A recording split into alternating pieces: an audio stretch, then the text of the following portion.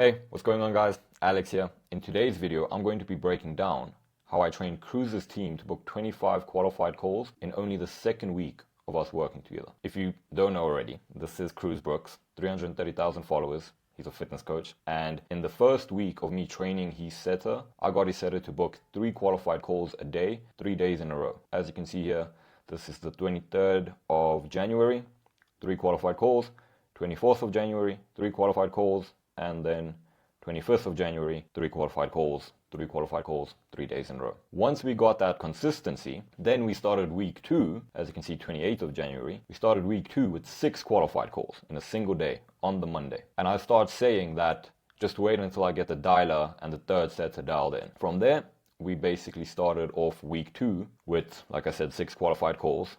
28th of January, 29th of January, 3 qualified calls, and then the 30th of January, 4 qualified calls. So in the first 3 days of week 2, we actually booked 13, not 11. In the first 3 days of week 2, from just the one setter. And again, I continue saying the dialer and the second setter will be dialed in the next couple of days. Then I ended up dialing in the second setter, where on the second day on the offer, he booked 5 qualified calls in a single day, as you can see here. Week 2 started off with 13 qualified calls in the first 3 days, and we ended that week with 25 qualified calls, as I said, in only the second week of me training his team. Now for this week, the goal is 40 qualified calls. I am now going to break down the exact training process that I use to train setters for my clients, so that you guys can also learn a little bit of this, so that you can start getting at least close to these results. There are 2 phases when it comes to actually training a setting team, in my opinion. The first phase is performed before they actually go live in your account and start setting, and then phase 2 is implemented after they actually go live and start setting, they actually start replying to leads. Once you have hired and onboarded your first setter, if you don't know how to hire or source setters and actually onboard them the correct way, go check out my entire hiring process breakdown. Go watch that video. I'll also link it down in the description, so you can just go and watch that, because that's probably what you need to do before you train your team, is actually hiring the team.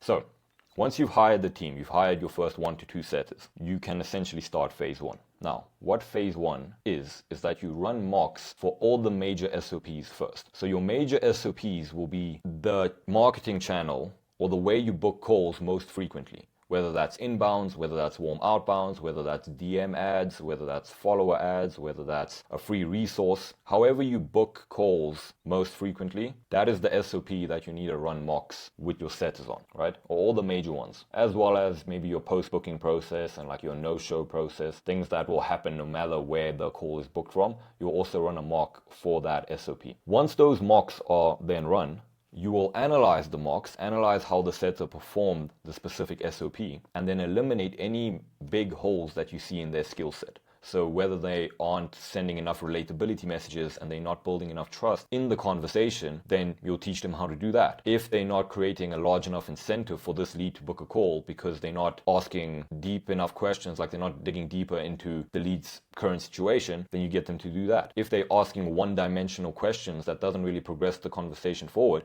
then you teach them how to ask more open-ended questions that allows the lead to give you all the information you need to then progress the conversation and ask better questions. So any major holes that you see in their skill set, this is essentially where you will fill those holes, I guess, or just give them the training they need so that that isn't a major hole in their skill set. And then if you want to, you can also run another mock where they implement the feedback you've just given them so that you confirm you have fixed that area of their skill set. From there, the final part of phase 1 is where you implement mindset training. Now, the way you implement this mindset training isn't just, oh, let me motivate them so they, clock in and do their job every single day so they can produce results for my business. That's not the way you want to implement this mindset training. The way you implement this mindset training at the start is you need to position it in their benefit. So if their goal is to make 5 to 10K a month in commissions, you need to show them how, if they really just put in the work every single day, they will book the amount of calls they need to book to be able to make 5 to 10K in commission. You need to position it in their best interest, because they have just been hired. They don't really care about your business at this point. Maybe 6 months down the line, when they have worked for you for 6 months, that's when they'll start caring about your business and be a lot more invested in the success of your business. But right now, all they care about is their commissions. I'll tell you this honestly. I was a setter for 16 months. I know both sides of the spectrum.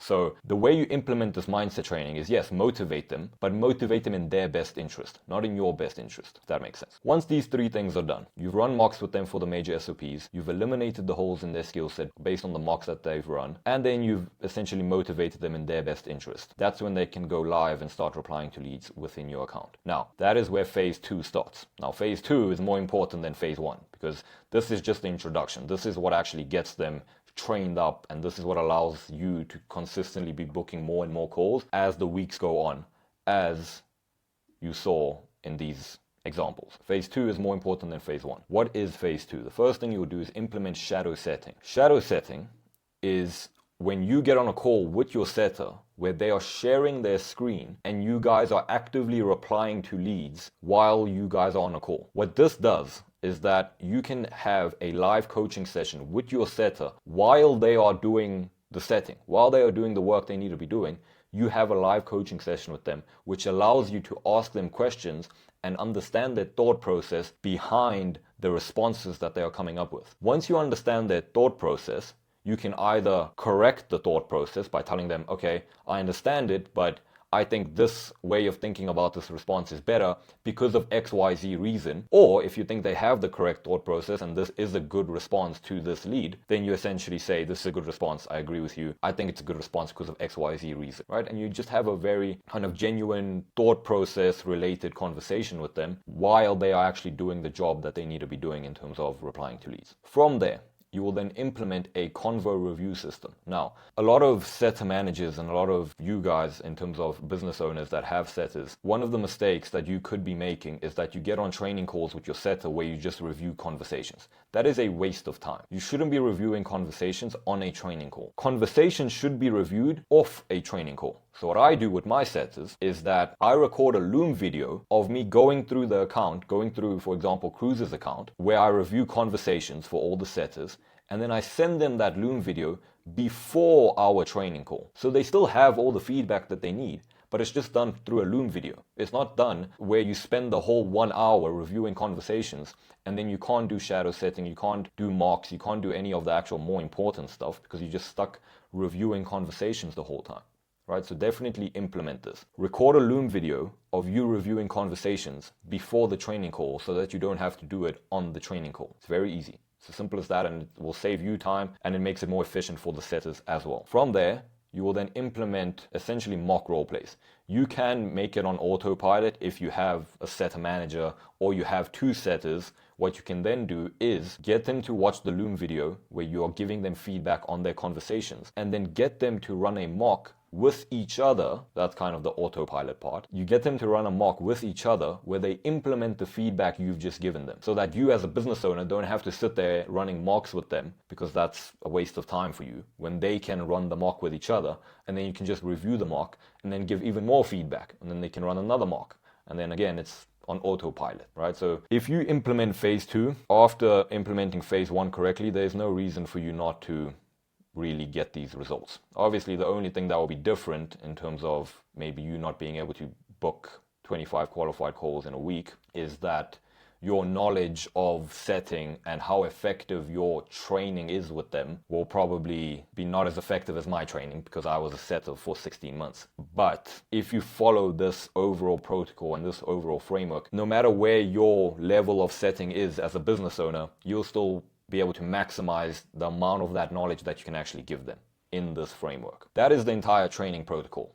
Phase 1, run mocks, eliminate holes in their skill set, implement mindset training that's in their best interest. Then they actually go live and you give them access to your account. They actually start doing their job in terms of setting, they start booking calls. And then you implement phase 2 where you really understand their thought process behind the replies so you can correct that. You give them feedback on a daily basis through a Loom, so you're also saving yourself time as a business owner. And you get them to run mocks with each other where they implement the feedback you have given them when you have reviewed their conversations in the Loom videos. Now, 2 weeks after the setters start setting, so 2 weeks after this happens, you can actually start improving your SOPs and your funnel as a whole. This is where tracking data becomes infinitely more important. Once your setters are trained up, they are booking calls and you're slowly just making small tweaks to their skill set to just get from 4 calls per day to 5 calls per day to 6 calls per day, that is when you are going to really start focusing a lot more in this. So there's two aspects of what tracking your data can actually help with. The first thing is funnel insights, and the second thing is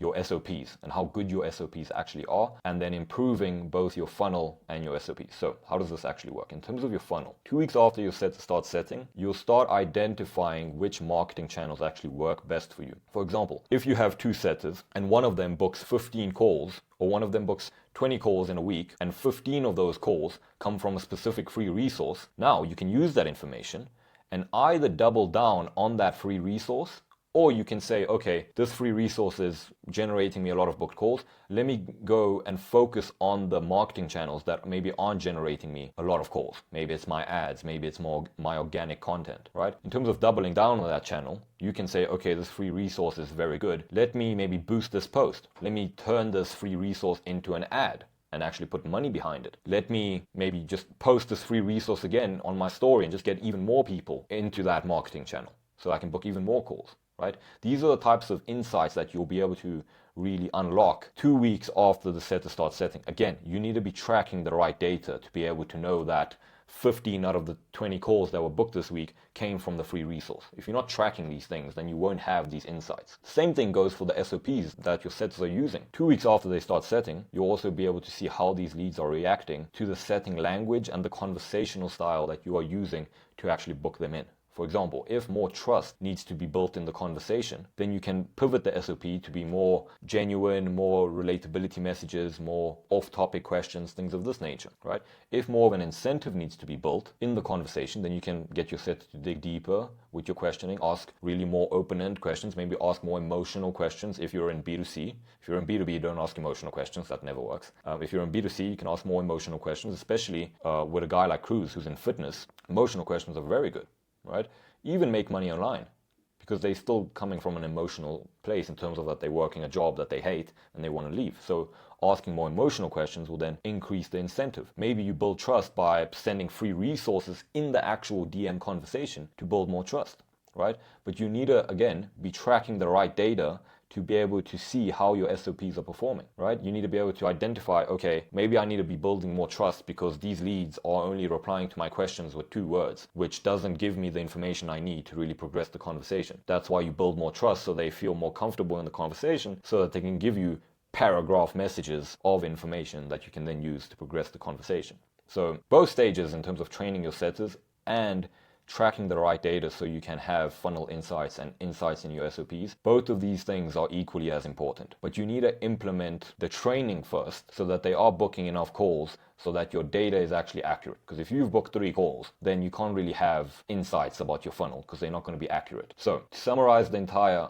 process, you've obviously hired your setters, you know which setters you're going to onboard. You run them through phase 1, which is understanding where they currently are and improving major holes in their skill set. Then you motivate them in their best interest to really start producing the results. They actually start setting.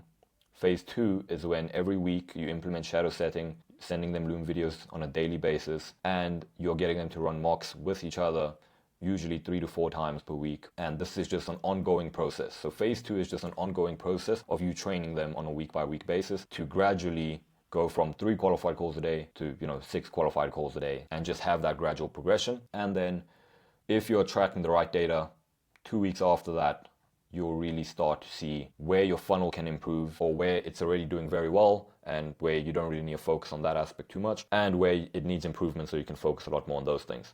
As well as your SOP, you'll be able to see what are the bottlenecks within your SOP. Do you need to build more trust? Do you need to build more of an incentive? And then you essentially just pivot your SOP to do exactly that.